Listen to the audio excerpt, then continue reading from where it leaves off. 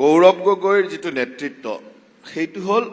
কাগজৰ বাঘৰ দৰে কিছুমানে খুব ডাঙৰকৈ দেখাব বিচাৰি আছে গৌৰৱ গগৈ কিন্তু কথাটো এইটোৱে যে অসমৰ মানে সব মানি ল'ব কিন্তু পাকিস্তানৰ চোৰাংচোৱাগিৰিটো মানি ল'ব নোৱাৰে পাকিস্তানৰ হৈ কোনোবাই চোৰাংচোৱাগিৰি কৰিব তেওঁৰ পৰিয়ালৰ এজন মানুহৰ পৰিয়ালৰ যদি 4জন সদস্যৰ 3জনে বিদেশী হয় তেওঁকনো মানুহে নেতৃত্ব দিব নেকি গতিকে গৌৰৱ গগৈয়ে প্ৰথম নেতৃত্ব লোৱাৰ আগতে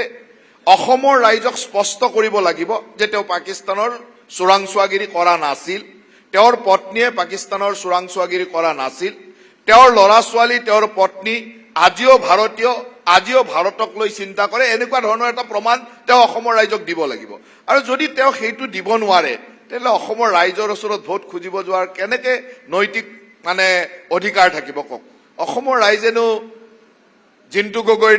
ত্যাগৰ বলিদান পাহৰি যাব নেকি তেনেকুৱা অজস্ৰ দেশপ্ৰেমিকৰ ত্যাগৰ বলিদান অসমৰ ৰাইজে পাহৰি যাব নেকি এটা সেইবিলাক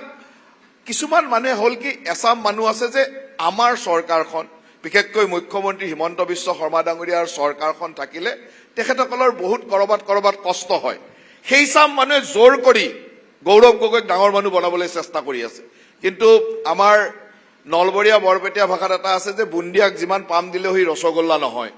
গৌৰৱ গগৈক বহুত পাম দিবলৈ চেষ্টা কৰা হৈছে সি কিন্তু বুন্দিয়া হৈ থাকিব এই ৰসগোল্লা হ'ব নোৱাৰে এটা চেষ্টা চলাই আছে বহুতে চলাই থাকক আমি তেওঁলোকলৈ শুভেচ্ছা দিছো আপুনি কোৱাৰ মতে যদি গৌৰৱ গগৈ পাকিস্তানৰ এজেণ্ট তেনেহলে গ্ৰেপ্তাৰ নকৰে কিয় কি বাধা আছে পাকিস্তানৰ আপুনি এনেকুৱা নহয় যে চোৰাংচোৱাগিৰিটো এটা এনেকুৱা বস্তু যে আপুনি তৎক্ষণাৎ ধৰি আনিব চোৰাংচোৱাগিৰি কৰা তেওঁৰ তথ্যখিনি আমি আমাৰ অনুসন্ধানত ওলাইছে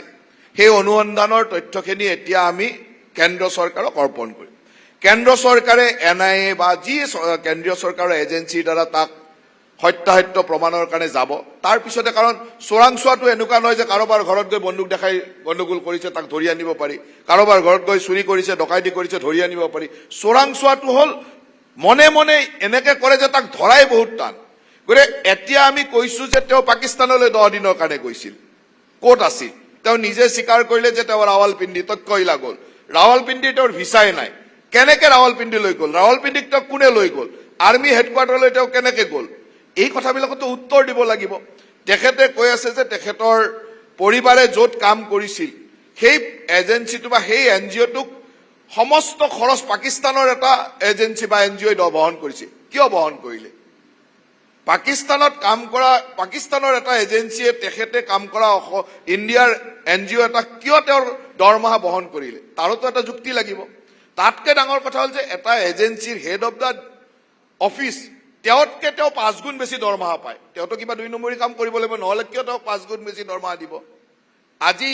হেড অফ দা ইনষ্টিটিউটে 50,000 দৰমহা পাব আৰু তেওঁৰ তলৰ এমপ্লয়টোৱে 2.5 লাখ টকা দৰমহা পাব কিয় দিছিল দৰমহা এই কথাবিলাকৰ ওপৰত বিশ্বাস কৰিব পাৰি যে তেওঁ পাকিস্তানৰ চোৰাংচোৱাগিৰি কৰিছে